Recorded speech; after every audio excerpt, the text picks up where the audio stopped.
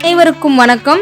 நல்லம்பாக்கத்தில் அமைந்துள்ள திருநல்லமங்கை ஈஸ்வரி சமேத சொர்ணலிங்கேஸ்வரர் ஆலயத்துல இப்போ முருகப்பெருமானையும் வள்ளி தெய்வானையோட பிரதிஷ்டை செய்யறதுக்கான வேலைகள் எல்லாம் நடந்துகிட்டு இருக்குங்க.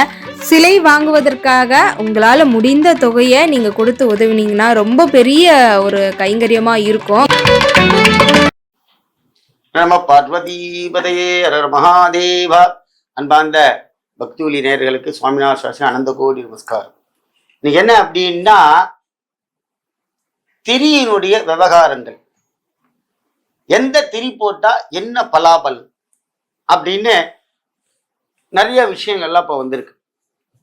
முதல்ல பஞ்சு திரி போட்டோம்னா நம்ம பாத்துல மகாலட்சுமி கடாட்சம் நிறைய வரும். முதல்ல நீங்க கோவிலே போய் பஞ்சு திரி போட்டு விளக்கேத்தினீங்கன்னா மகாலட்சுமியுடைய ஆனந்த அனுகிரகம் நமக்கு கிடைக்கும். நிரந்தர செல்வம் பேர் எப்படி இருக்கும்? பஞ்சு திரி போட்டு ஏத்தினேன்னா சுடர் விடாம அழகா முத்து போல எரியும். அம்பாள் அந்த முத்து போல எப்படி இருக்கோ அதே மாதிரியே நமக்கு அனைத்து விதமான செல்வங்களையும் பிரகாசமாக கொடுக்கிறார். அடுத்ததாக ரெண்டாவது, இப்ப நிறைய திரியில பல வகைகள் இப்ப நிறைய பரிகாரங்களாக வந்து மாறி இருக்கு.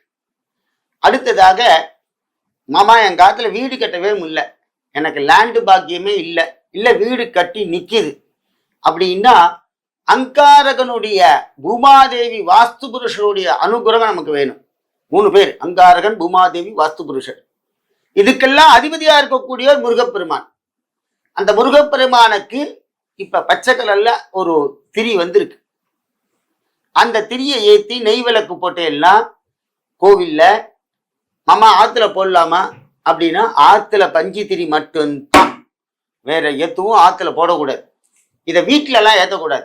பரிகாரம்னாலே கோவிலுக்கு தான் போய் சேரும். ஏன்னா எதா இருந்தாலும் கோவில்ல சுவாமி பார்த்துருவார். நீங்க இங்க போட்டேன்னு வச்சுங்கோ, உங்களுக்கு நீங்க அப்பதான் புதுசா ஒரு பச்சை திரியில விளக்கு ஏத்துவேல், நல்லதா இருந்தா ஓகே. ஆத்துல திடீர்னு சண்டை கடன் வந்து வச்சுக்கோங்க, நேற்றுக்கு இந்த பச்சை திரி போட்டு ஏத்தினீங்களா அதனால தான் வந்ததும்பா. நம்ம ஆத்துல சும்மா இருக்க மாட்டான், நம்ம ஆத்துல இருக்கவன் நம்ம புள்ளையே நமக்கு மேல வெடி வச்சிருவான்.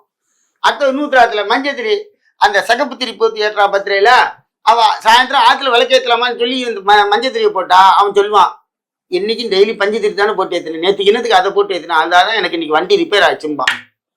அதனால அதே மாதிரிலாம் வேண்டாம்.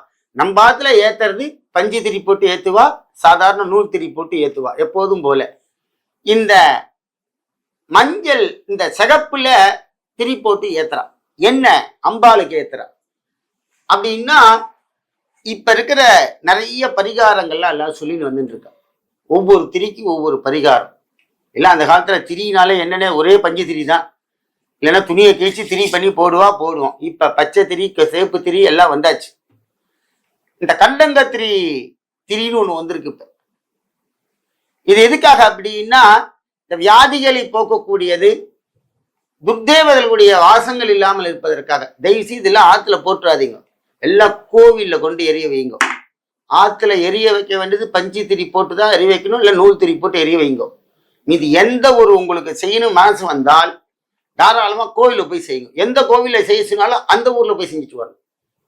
அடுத்ததாக, இந்த தீபத்திலே நிறைய தீபங்கள்லாம் திரிகள்லாம் போட்டு ஏத்துறோம். இல்ல பெரிய விசேஷ தீபம் என்ன அப்படின்னா மாவிளக்கு போடுறது. இந்த மாவிளக்கு போடுறா பார்த்தீங்களா, கோவில்ல பஞ்சு திரி வச்சு நெய்யில அம்பாளுக்கு தீபத்தோட கொண்டு நைவேத்தியம் பண்றோம். தீபத்தோட நைவேத்தியம் பண்ற ஒரே பொருள் மாவிளக்கு தான்.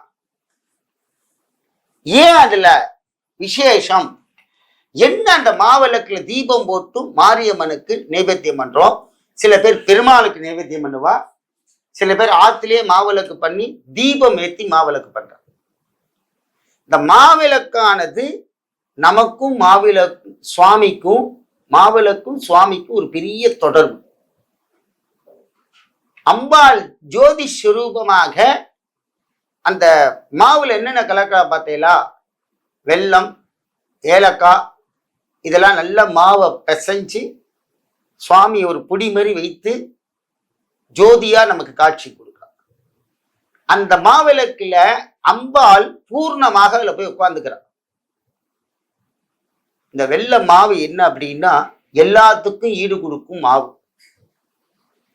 நீங்க பார்த்தீங்கன்னா ஒரே ஒரு அரிசி அதை மாவா ஆக்கிக்கிறோம், தூள் மாவா பண்றா, தோசைக்கும் வச்சுக்கிறா, இட்லியும் வச்சுக்கிறா, இடியாப்பம் பண்றா, பலவிதமான பக்ஷணங்கள் எல்லாத்துக்கும் இந்த ஒரே ஒரு மாவு அப்படிங்கிற ஒரு பொருள் பிரயோகப்படுத்துறோம் இல்லையா?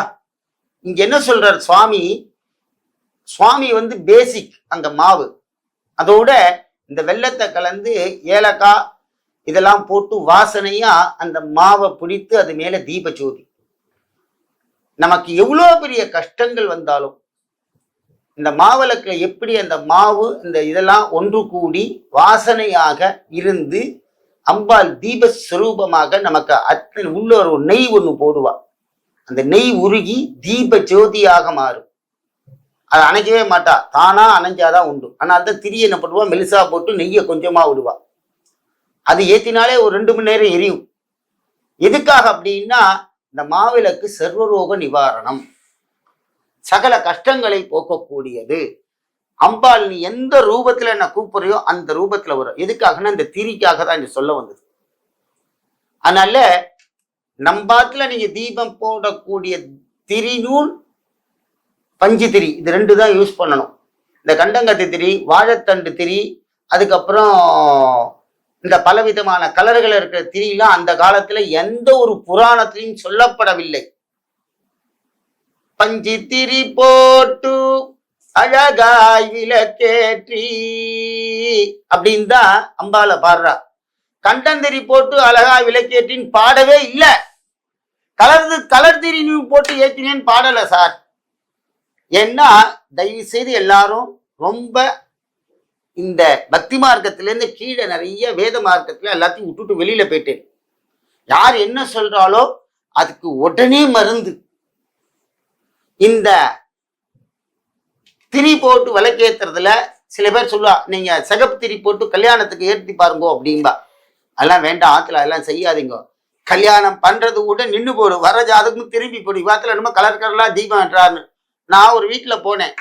அவர் என்ன பண்ணார் அப்படின்னா, அவத்துல வாசல்ல பார்த்தீங்கன்னா டெய்லி பூசணிக்காய் நறுக்கி வச்சுட்டு இருக்கா. டெய்லி எலுமிச்சம்பழம் அதை மேல வைக்கக்கூடாது. டெய்லி பார்த்தீங்கன்னா ஆத்து வாசல்ல எலுமிச்சம்பழம் வைப்பா. நம்பாத்து நிலையில நம்மாத்து குலதெய்வம் இருக்கார், அவருக்கு டெய்லி ஊதுபத்தி காமிச்சாலே பெரிய விசேஷம். இந்த எலுமிச்சம்பழம் எல்லாம் வைக்கக்கூடாது. அமாவாசை அன்னைக்கு நீங்க ஆத்த சுத்தி போடுறீங்களா, எலுமிச்சம்பழம் தேங்காய் பூசணிக்காய் வச்சு சுத்தி போடுறா, கரெக்ட். டெய்லி வாசல்ல நிலையில எலும்பிச்சம்பழத்தை நெருக்கி வைக்க கூடாது. ஆகர்ஷண சக்தி எடுக்கலாம் கிடையாது. தீபம் ஏத்தினாலே பிரகாசமா இருக்கக்கூடிய மகாலட்சுமி உங்க மாத்துல இருப்பா. 2வது வரவா என்ன பண்ணுவானா, எல்லார் வீட்லயும் எலுமிச்சம்பழம் நிறுத்தி வைக்க மாட்டா, 99% கிடையாது. அதனால எலுமிச்சம்பழம் வாசல்ல நெருக்கி வைக்காதீங்கோ. நல்ல கோலம் போடுங்க, வாசல்ல தீபம் ஏற்றி வைங்கோ. காலையிலையும் சார்ந்து தீபம் ஏத்தினேன்னா அம்பாள் நம்மளோடயே இருப்பா. அடுத்ததாக இந்த பஞ்சு திரியை மட்டும் எல்லாரும் பிரயோகம் பண்ணுங்க. இதனால இன்னொரு லாபம் என்ன அப்படின்னா, நம்பாத்துல மகாலட்சுமி இருக்கும்போது நம்பாத்து குழந்தைகளுக்கு கல்யாணம் நடக்கும், மாசமாகாத குழந்தைகளுக்கெல்லாம் குழந்தை பிறக்கும் கண்டிப்பா. 2வது வருமான உறவுகளுக்கெல்லாம் வருமானம் வரும், குழந்தைகள்லாம் நல்லா படிக்கும், பரீட்சா காலத்துல நல்லபடியா பாஸ் பண்ணுவா, மாத்துக்காருக்கும் உத்தியோகத்துல நிரந்தர ஸ்தானம் கிடைக்கும். இது எதுக்காக அப்படின்னா, அந்த காலத்துல என்ன நம்ம தாத்தா முன்னோர்கள்லாம் எப்படி கொண்டு வந்தாலோ அந்த வழியிலேயே நமக்கெல்லாம் அம்பாள் அனுகிரகம் வேணும்னு பிரார்த்தனை பண்ணிக்கிறோம். அதனால எல்லாரும் பஞ்சு திரி போட்டு விளக்கேத்தி அம்பாளை வழிபடுங்க. ஓம் நம சிவாய.